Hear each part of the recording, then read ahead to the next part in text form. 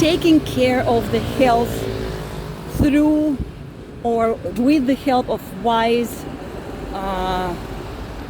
diet, so to say. So wise form of eating. But by that, I mean not necessarily some kind of limiting diets that are famous and common in the West, but just listening to the body and giving to the body what is the best food in this or that time of the year, time of the day maybe, and obviously your specific condition or just physical state in the moment. So pho or soups, not cream soups, but just watery soups, are a great way. It's a great breakfast. In fact, I know, I haven't been to Japan, but I know that in Japan they actually have the miso soup for breakfast all the time, and it's the best type of food for our stomach. The breakfast is suggested to be more liquidy, more warm, more nourishing, regardless of the time of the year, actually. So here I am kind of following the same thing. I am observing my body, my digestive system, and I tried different ways. I know for sure that very popular, toast or croissant with tea or coffee in the morning, as enticing as it sounds, doesn't really work that well for me, and I know for many other people as well. But in change, having a bowl of soup in the morning definitely starts off your digestive system in the right way. So here, luckily, there is a lot of options for that, and I'm actually now will go to eat. In fact, I just left the acupuncture clinic, and I will go and eat some pho, and I'll share it with you as soon as I get to the place. But while I'm still walking, I want to show you this. Take a look.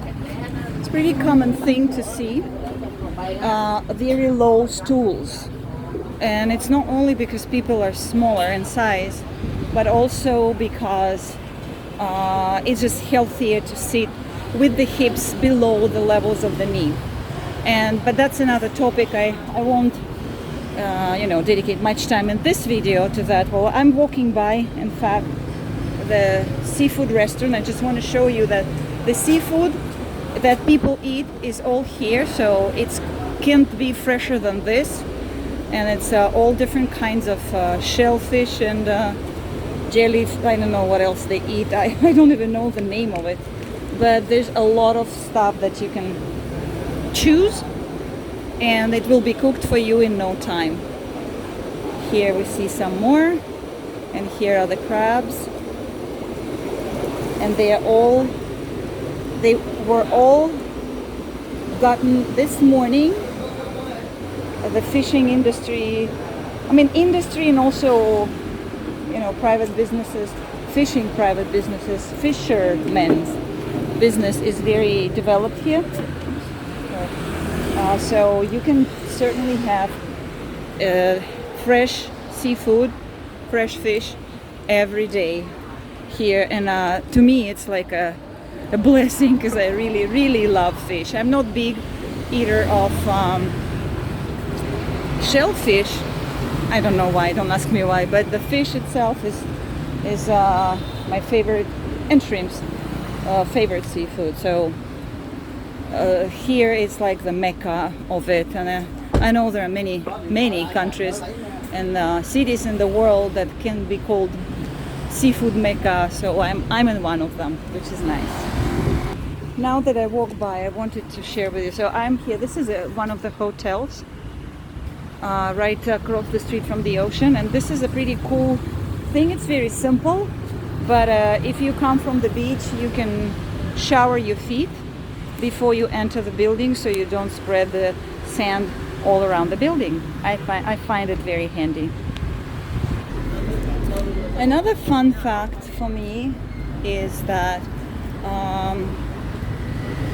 in the tourist area, which is quite extensive here in Nha Trang, most of the menus you see, and actually street signs, I mean the business signs, you will see them in few languages.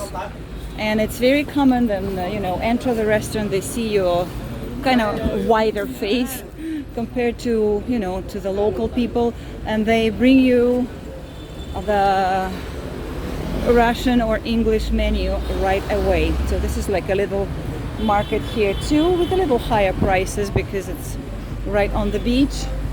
But you can, get your fruit anytime as you wish. So it's pretty common, like I said. I don't know the numbers here in terms of population, but I can tell you like roughly that there is tons of Russian-speaking tourists here. Tourists and people who moved, like expats, people who moved to live here. There's also plenty of Koreans here. And I believe because Korea is an expensive country to live, so Vietnam is very, very affordable to them. I love this one. This is super good. So there are plenty of Korean tourists and maybe expats too. I don't know about that. But what I do know is at the little, nicer, so to say, restaurants, the menu will also be in Korean. So like this is an example, for example, look at this, guys. You have a sign, well, we see a sign of massage. So you see foot massage with oil, and then below you have the same in Russian.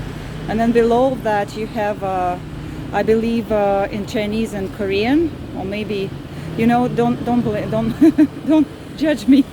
I'm not sure if it's Japanese or Korean, but there are few languages, and you can find that quite often, especially closer to the ocean line. You can find that very, very often. So, which makes it easy, of course, for us who don't speak Vietnamese language. It makes it certainly easier for us. Oops, sorry guys, it's quite loud. So it helps us not to get lost in translation here. Although the translation sometimes is really, really funny.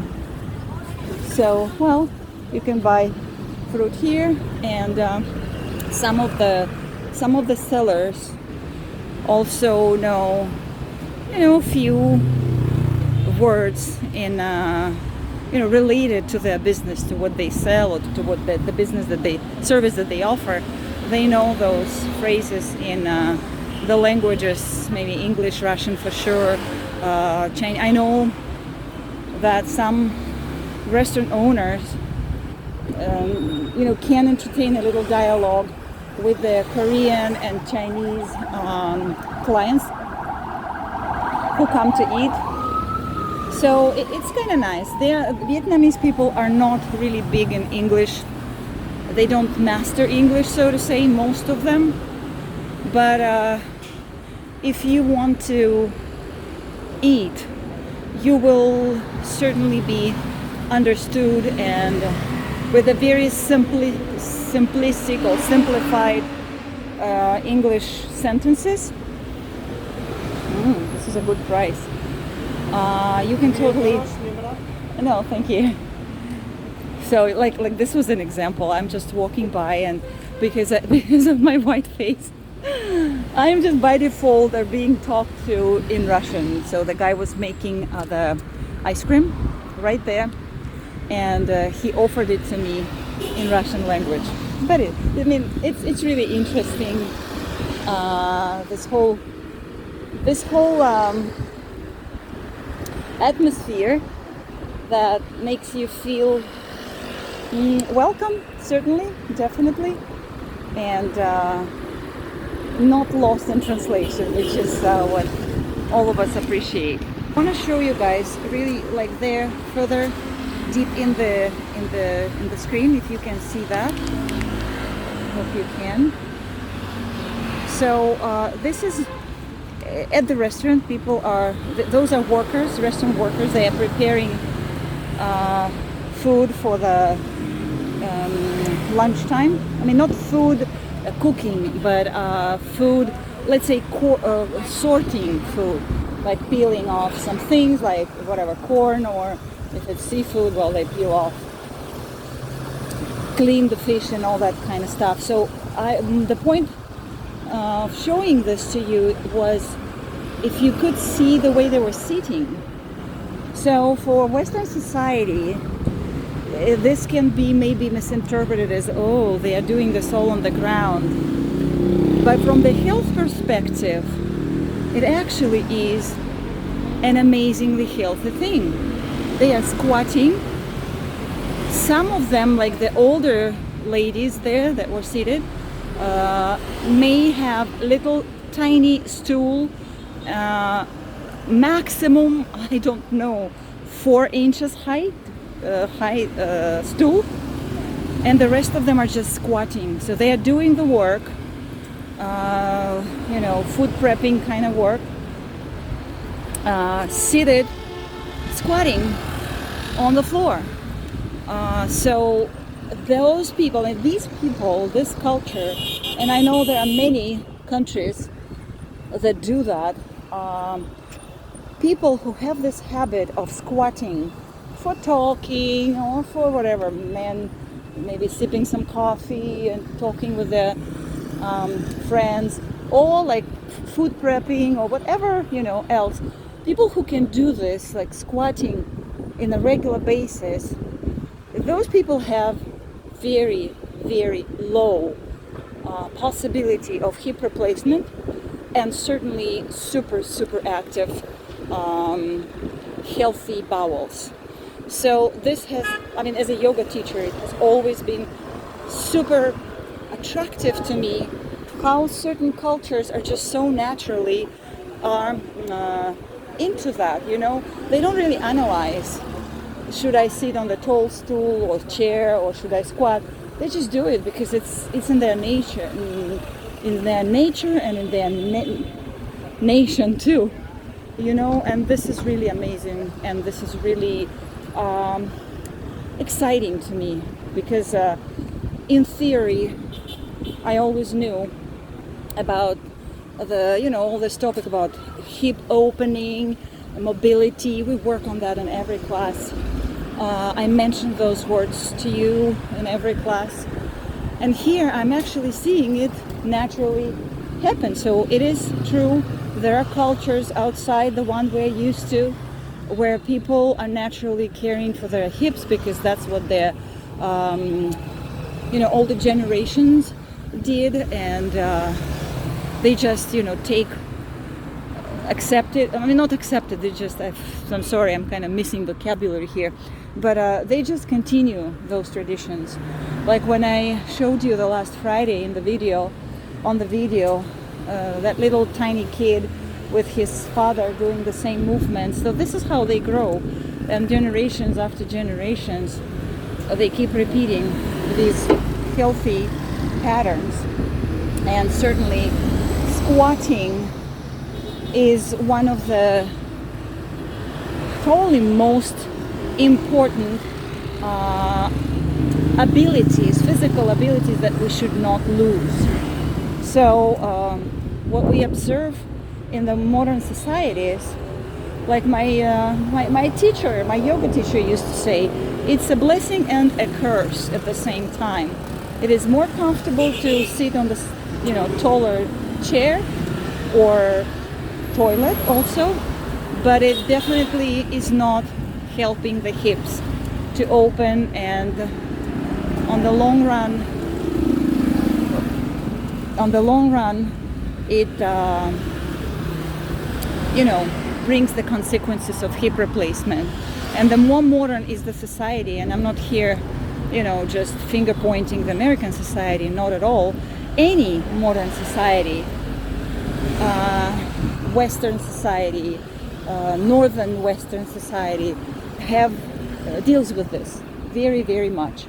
So something to learn from,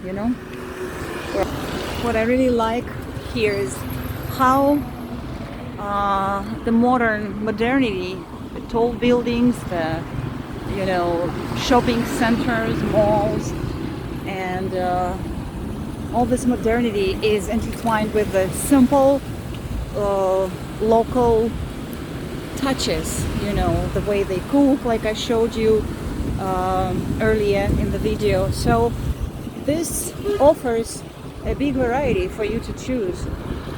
There is a refined dining and high-tech, and there's also eating with the hands and squatting on the floor, and you know, all the variety from the simplest to the most sophisticated, and I